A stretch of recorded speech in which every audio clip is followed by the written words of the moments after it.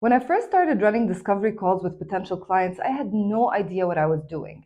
Most of my calls would end with the client giving me a big thank you and then silence. I now realize that discovery calls are way simpler than I made them out to be. And looking back, I noticed that I had made a lot of mistakes during these calls that had led to the results that I was getting. So my conversion rate used to be around 10%, meaning out of every 10 sales calls or discovery calls, I would get one person to sign up for my coaching or for my program. Right now, I'm very happy to say that after I started following a structure and a flow, which I'm sharing with you in today's video, that my conversion rate has gone up to 50 and sometimes 60%. So in today's video, I'm going to walk you through this 5-step process, really simple and really easy to follow, that will help you also see a significant improvement in your conversion rates on your sales calls and discovery calls. Hi, I'm Muna from Inside Out with Muna, where I help you build and grow your online business and your personal brand. If you find today's video helpful, make sure you subscribe to get notified every week when I release a new video. Now, as a coach and an online business owner, selling is something you must do. There's no escaping that. And if you're anything like how I used to be, then maybe the idea of selling is a little bit uncomfortable and intimidating to you, especially when it's done face to face, in person, or on a call, when it's not behind screens and sent as an email or on social media. So in today's video, I'm going to walk you through a process that's going to make you feel so much more comfortable with discovery calls and maybe even more excited about getting on these calls. And if your sales calls are already bringing in clients, today's video and script will definitely help you improve your numbers even more. And when I'm done walking you through these 5 steps, I'm going to show you how to make sure that your clients have a memorable experience with you on this call with 3 additional bonus tips. So make sure you stick around for those. Now, before we get into the steps, there's one golden rule that you must follow, one that I didn't follow, and I realize now with talking to more and more of my coaching clients that they are making the same mistake. And the golden rule is, do not coach your potential clients during the discovery call. A discovery call is not a free coaching session. A discovery call is a chance for you to understand where your client is at and for you to make sure that your program, your product, your coaching, whatever it is that you're selling them, will actually help them solve the problem that they're facing. It's not for you to start solving that problem. It's not for you to start giving them a taste of your coaching. I'm going to walk you through the steps, but I want to make sure that we start with this very simple, important rule. This is not a coaching session. Cool? Agreed? Let's go. The first step is to set the frame and the context. Now, in this step, it's your role as the coach to lead and guide this conversation. This is what your potential client needs from you.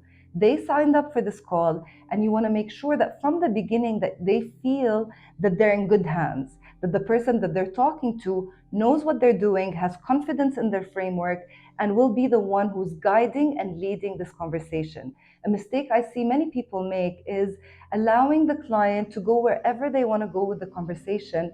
And during a discovery call, that will lead you down rabbit holes and to go off on tangents, which is definitely not what we want to do. We want to keep it focused. So how do you do that? The first thing you do is you welcome them and thank them for their time. Now, something really important to do here at this first step is make sure that you recognize that they've already taken action. Make sure that they thank themselves for taking action. You want to start off by making them feel good about the decision that they made to talk to you. So you thank them, you welcome them, you acknowledge them for taking action. And now you inform them using your own words and your own style of how the call is going to go. And really, the call is going to have 3 parts, and you explain that as clearly as you possibly can. First, you're going to ask them a set of questions just to understand where they're at, what the problem is, what the challenges they're facing right now is, and if you can help them with those. Second part is you're going to walk them through your offer and your program. And the third part is you're going to be happy to answer their questions and any concerns they may have. Now you say this in your own way and you make sure that they understand and you get their consent on that by asking, does this sound good? Okay, are we good? And then you continue. Step number 2 is you pinpoint the problem.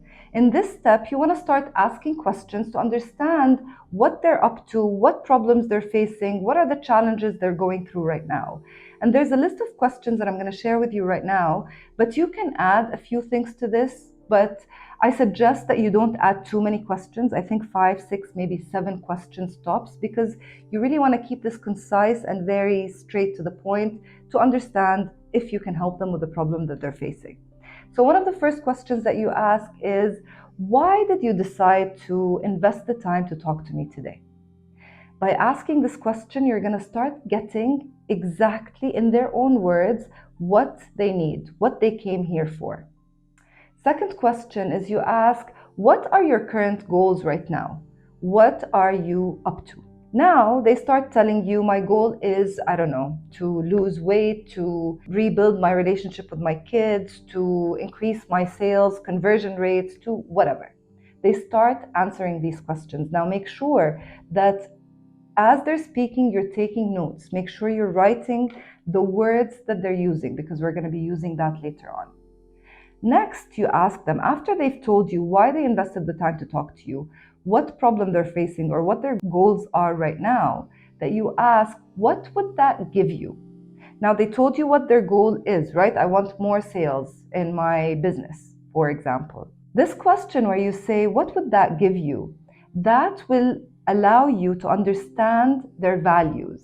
So, for example, if they say, well, if I have more sales in my business, that means I'll have more time to spend with my family.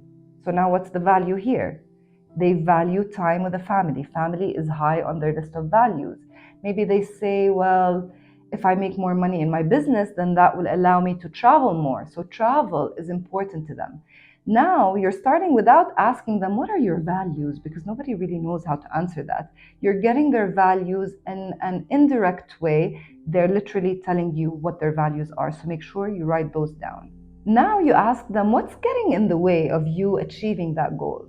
Here you will start understanding what they've already tried, and you will start also understanding what their limiting beliefs are and what their blocks are. Here we're just investigating, we're just gathering data and information. And next you ask them, like, the things that are blocking them and these beliefs that they have and why they haven't been able to achieve those things yet. Why is that a problem? Like, why is it a problem that you don't have sales in your business yet? And from here you can start understanding what in their minds would be the consequence of this problem going on for longer than it is right now. By asking these questions, you've uncovered a few really important things: what their problem is, what their goal is, what their values are, and what currently is blocking them from achieving these things. By asking these questions, you now start to understand your potential client a lot more. Step number 3 is to recap and summarize what they've told you. So in this step, you want to make sure that you understood what they said. You tell them what you heard using their own words, because you have it written down in front of you, right? And you make sure that you show them a picture of where they are and where they want to be and the gap in between. And once you recap that, we can move on to step number 4. In step number 4, you share what you have to offer. Now, whether it's a coaching program, it's a mastermind, it's an online course, whatever it is, if your offer can actually help this person, and I want to make sure that we cover that before we move on. And maybe I don't even need to say it, but it's so important that I will. Integrity here is so important. If you really believe that what you do have to offer will actually help this person and will solve that problem if they take the actions that you tell them to take, of course. But if you are sure that this is what your program will do for them, then now is the time to start sharing and talking about it and telling them what it's supposed to do. Now, the cool thing here is when you're sitting by yourself and writing up this offer or this program, thinking about it, you're writing from your own perspective, or maybe from things that you've heard from previous clients or current potential clients, or from your audience or whatever. But on a discovery call, what's cool is this person has already shared so much of themselves with you, and they've literally given you the words to use to sell them your offer. Again, as long as this is ethical and you are 100% aligned with your own self-integrity, that this program will do what it says. but now you have, in their own words, what they want. So, for example, if one of the things that they told you is that one of the challenges that they're finding in solving this problem is that they don't have enough time, then you can say, what's really cool about my program, whatever the program is called, is that it's self-paced. You can watch the videos at any point, there's no timeline, something like that. Or maybe you can say, what's cool about my program is that my videos are so short, like 5 minutes long, packed with action items for you, and you show that time is actually not such a big deal. Another example would be if they told you that they've tried so many different programs before and their problem is they can't stay committed for long.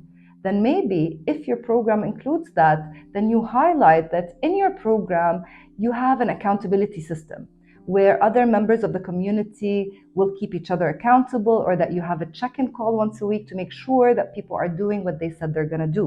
So now you understand what their blocks are and you start showing them that actually my program will help you with these blocks. You can start bringing up the values that they've shared with you. You can start talking about, future pacing. Future pacing meaning show them what's possible if they do take on this program with alignment with their values. So if you join my program, within 3 months, you're going to start seeing XYZ, and that will give you more time to spend with your family, to travel if you feel like it. Now, you're not just saying what you feel like doing, you're using their words and their values and what matters most to them. Now, in step 5, you get the commitment on the call. Try your best to make sure that your client doesn't leave this call, if it's a yes, of course, without making a payment or a deposit or something like that. That means that you have to have your payment link or your whatever payment method you're going to be using ready to go on the call. I used to make the mistake of telling my clients, I'll send you an email with the offer later on, or take your time. And the problem with doing that is that our clients, the reason that they haven't achieved their goal already is because they haven't taken the right actions in the right direction. So just because they spoke to us and they said they want to take action doesn't mean that they are going to do it if they haven't committed to doing that already. So you want to help them by making sure that they are really committed and that they are ready to take the very next step. Now, if it's not possible to get the payment on the call immediately, make sure that there's a bit of urgency. And here, we're not talking fake urgency. Now, if it's a coaching program, you're going to start next week, so you're closing the doors by the end of this week. You always explain why there's this urgency. Or maybe in this program, you only want to take on 5 clients and that's it. So seats are limited, spaces are limited. So explain that to them. Make sure that they feel that there's a bit of urgency, because we want to answer the question, not just why should I do this? Why should I do this now? And it's up to you to give them that feeling that it has to be done now. Otherwise, you're going to have to wait. So now that you know the process of running a highly converting and successful discovery call, I'm going to share with you 3 quick tips on how to make your clients feel like this was a very special experience talking to you. Bonus tip number 1 is manage your energy. Energy is everything during sales. Yes, you can have this beautiful script in front of you. You can have all of the questions in your mind. You can do whatever it takes to get on the call with the client.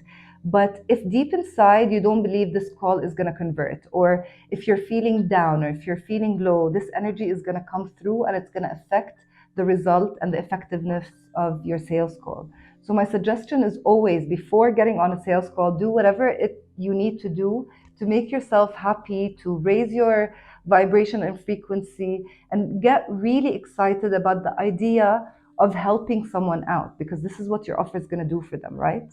Bonus tip number 2 is to have your welcome email ready to go. So if your client does make a decision to buy on this session, you don't want to then go and scramble and try to come up with something and write an email right now, because hopefully you have other calls booked or you have other things to do.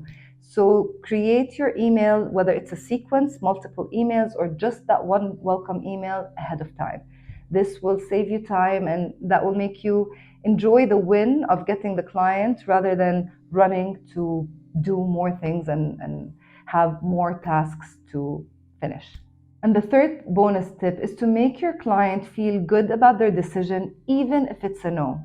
Now, I know it doesn't feel good when somebody says no to you, but they will. I mean, we know we are in sales, whether we like it or not, so somebody will say no.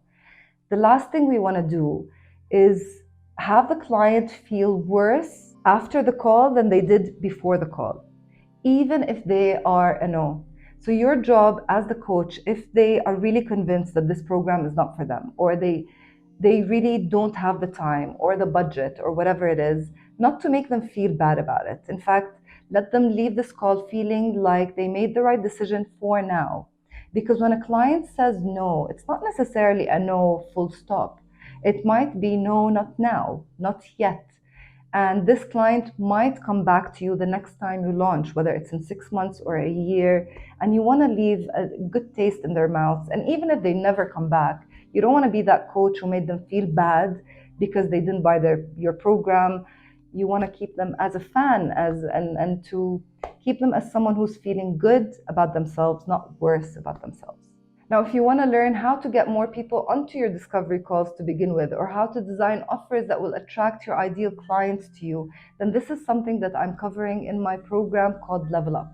I work with coaches and online business owners who are trying to build and grow a profitable and a successful and a joyful online coaching business. If this is something that you're looking for, make sure you add your name to my mailing list in the link underneath this video, and you'll be the first notified when I open the doors to enrollment again at Level Up.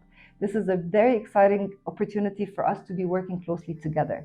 Now, if you're watching this later on, you can still click on that link and join my mailing list, and there's always something exciting around the corner, whether it's me relaunching Level Up or other programs and workshops just for coaches like you and I who are trying to grow and love the business that they're running and have money coming in from that business. So I'm excited to open the doors for Level Up and for other programs in the future. So make sure you join my mailing list. Thank you for being here, and I hope you found today's tips and process for discovery calls easy to follow. Let me know in the comments below if you're going to start using this and how the results are. I'm sure they're going to be great if you follow the process step by step. Thank you for being here, and I'll see you next week.